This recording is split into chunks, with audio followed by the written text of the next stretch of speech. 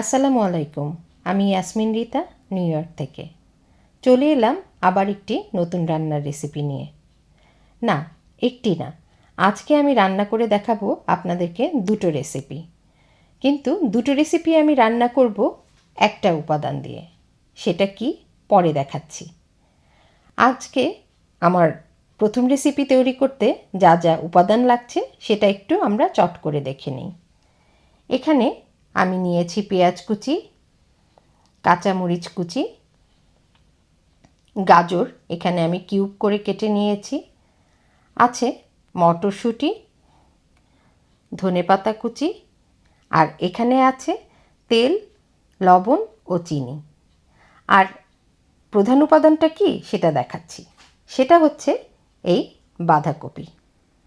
আপনারা হয়তো বলবেন, বাঁধাকপি রান্না এটা আবার নতুন কি? আছে, নতুন কিছু অবশ্যই আছে। এই দুটি রেসিপি আমি রান্না করব একদমই কোনো বাটা মশলা কিংবা গুঁড়া মশলা ছাড়া। কি একটু অবাক হচ্ছেন তো? চলুন, বাঁধাকপিও যে একদম বিনা মশলায় রান্না করা যায় সেটা আমি আজকে আপনাদেরকে দেখাবো, এবং খেতে কতটা সুস্বাদু হয় সেটাও বলবো। তো চলুন রান্নায় চলে যাই। এই যে আমি বাঁধাকপি কেটে ধুয়ে সুন্দর করে নিয়ে নিলাম।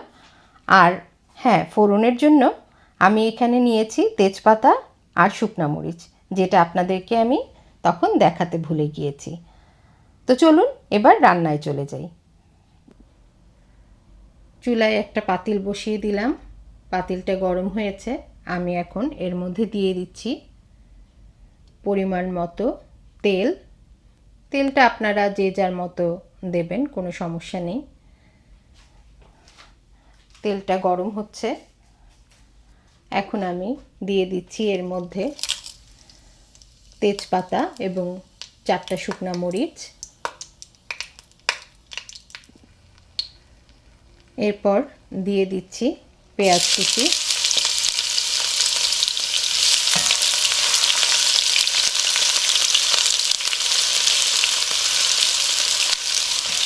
পেঁয়াজটা হালকা একটু বাদামি করে ভেজে নেব।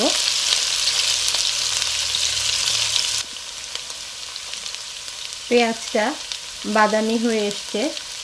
এখন আমি এর মধ্যে দিয়ে দেব বাঁধাকপি।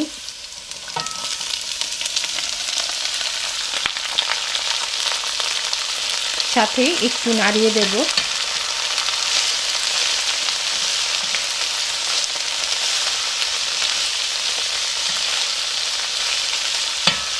বাঁধাকপি রান্না করার সময় সবসময় একটু বড় সাইজের পাতিল বা প্যান নিতে হয়, কারণ এটা প্রথমেই যখন আপনি ছাড়বেন তখন অনেকটা উঁচু হয়ে থাকে, তারপর আস্তে আস্তে এটা মজে যায়। তো আমি এখন নাড়িয়ে দিচ্ছি হালকা হাতে। তারপর এর মধ্যে একে একে সমস্ত উপকরণ দেওয়া শুরু করব। গাজর দিয়ে আবার একটু নেড়ে দিচ্ছি।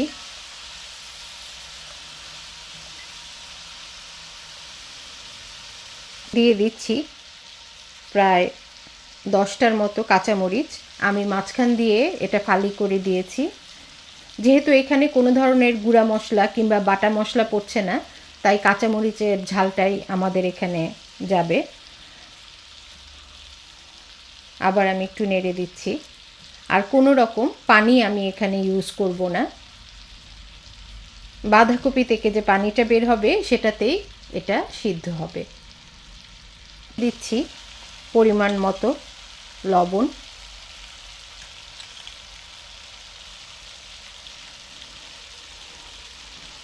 লবণ দিয়ে আমি আবার একটু নেড়ে দেব।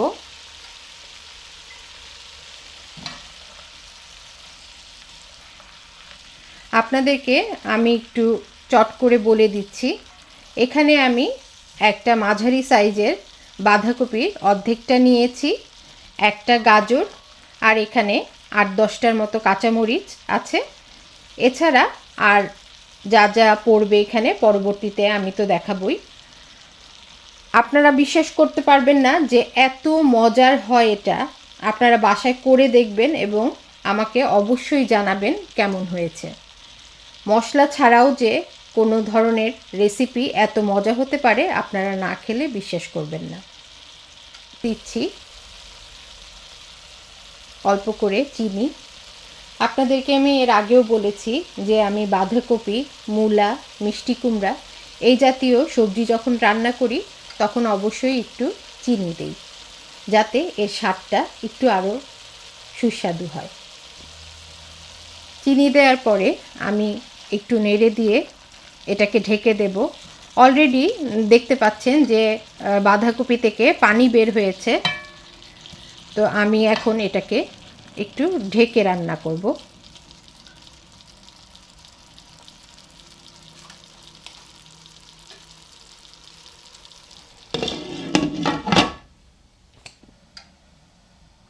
পাঁচ মিনিট পরে আমি ঢাকনাটা তুলে একটু নেড়ে দিচ্ছি। পানিটা অলরেডি একটু কমে এসছে। এখন আমি এর মধ্যে দিয়ে দেব মটরশুঁটি। দিয়ে দিচ্ছি মটরশুঁটি। আমি এখানে ফ্রোজেন মটরশুঁটি ইউজ করেছি। যারা একদম ফ্রেশ মটরশুঁটি ইউজ করবেন তারা গাজরের সাথেই এটা তখন দিয়ে দেবেন, নইলে গলতে একটু দেরি হয়ে যাবে। যেহেতু আমি ফ্রোজেন মটরশুঁটি দিয়েছি তাই আমি একটু এটা দেরি করে দিলাম। যেহেতু বাঁধাকপি গাজর অলরেডি সিদ্ধ হয়ে গেছে তাই এখন আর ঢাকনা দেওয়া যাবে না। ঢাকনা ছাড়াই এটাকে নাড়িয়ে নাড়িয়ে যেটুকু পানি আছে সেটুকু পানি শুকিয়ে ফেলতে হবে। অলরেডি এর পানি শুকিয়ে গেছে। আপনারা যারা বাঁধাকপি একটু এরকম খেতে পছন্দ করেন তারা এভাবেই নামিয়ে দিতে পারেন। আমি আরেকটু ভাজা ভাজা হলে তারপর এটাকে নামাবো। সব শেষে দিয়ে দিচ্ছি ধনেপাতা।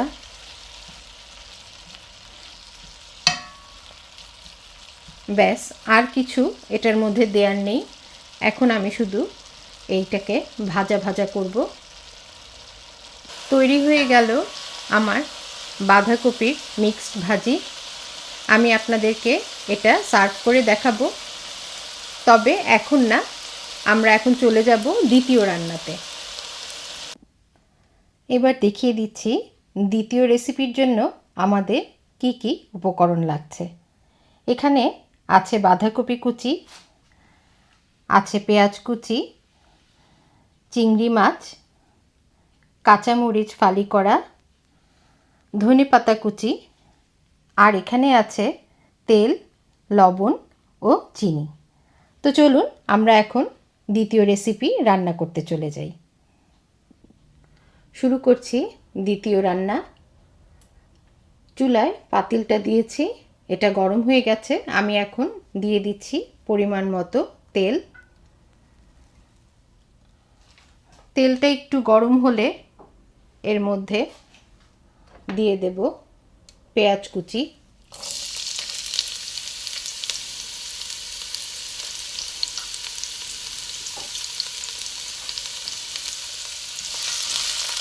একদমই অল্প পেঁয়াজ কুচি, বেশি লাগবে না।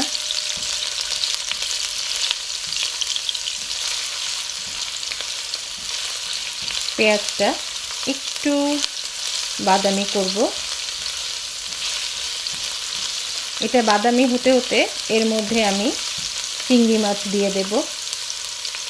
দিয়ে দিচ্ছি চিংড়ি মাছ।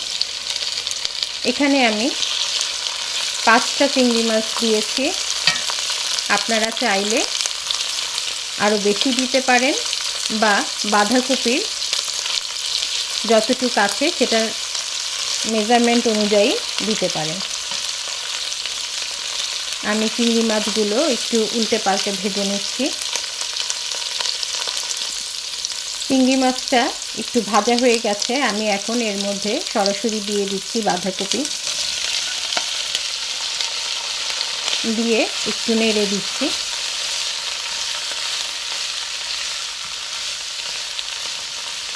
চুলার আঁচটা আপনারা মিডিয়াম রাখবেন।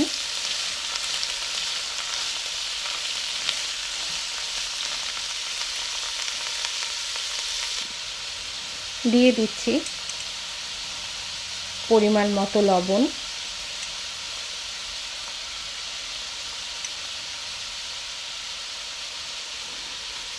সাথে দিয়ে দেব অল্প পরিমাণে চিনি আর দিয়ে দেব কাঁচামরিচ, যেটা আমি ফালি করে রেখেছিলাম। এখন আমি এটাকে একটু ভালো মতো নেড়ে দেব।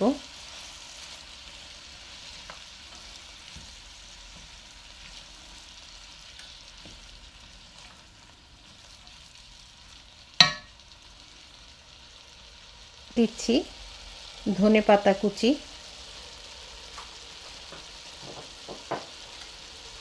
আবার একটু নেড়ে দেব। কোনো মশলা ছাড়া এই রান্না, যারা ডায়েট করেন তাদের জন্য এটা একটা হেলদি রেসিপি। ট্রাস্ট মি, আপনারা বাসায় করবেন, করে খেয়ে দেখবেন, এত স্বাদ হয় এটা। আমি তো এটা হলে আর কোনো তরকারিই লাগে না আমার। আমার আম্মা এভাবে করতেন। আমি তখন থেকেই চিন্তা করেছিলাম যে এই রেসিপিটাও আপনাদের সাথে শেয়ার করব, যে একদমই কোনো ধরনের মশলা ছাড়া কিভাবে বাঁধাকপি রান্না করা যায়, এবং সেটা শুধু রান্না করা না, এবং টেস্টির বাঁধাকপি রান্না করা যায়, সেটা আপনাদের সাথে শেয়ার করব। আমার সব উপকরণ দেয়া শেষ। আমি এখন এটাকে 5 মিনিট ঢেকে রান্না করব, কিন্তু চুলার আঁচটা একদম হাই দিয়ে। তৈরি আমার চিংড়ি বাঁধাকপির রেসিপি। চলুন আপনাদের এখন দুটো রেসিপি সার্ভ করে দেখাই। তৈরি আমার মশলা ছাড়া বাঁধাকপির দুটি রেসিপি, যার একটি হচ্ছে বাঁধাকপি মিক্সড সবজি ভাজি, আর একটি হচ্ছে বাঁধাকপি চিংড়ি। তো কেমন লাগলো এই রেসিপি দুটি আপনারা কমেন্টসে আমাকে অবশ্যই জানাবেন। আর বাসায় রান্না করে অবশ্যই খাবেন, দেখবেন মশলা ছাড়াও যে খাবার কতটা সুস্বাদু হয় সেটা এই দুটি রেসিপির মাধ্যমেই আপনারা বুঝতে পারবেন। তো আজকের মতো আমি এখানেই বিদায় নেব। দেখা হবে নতুন কোনো রেসিপি নিয়ে আবার আপনাদের সাথে। সেই পর্যন্ত ভালো থাকবেন আপনারা। আর হ্যাঁ, আমার চ্যানেলটা কিন্তু সাবস্ক্রাইব করতে ভুলবেন না।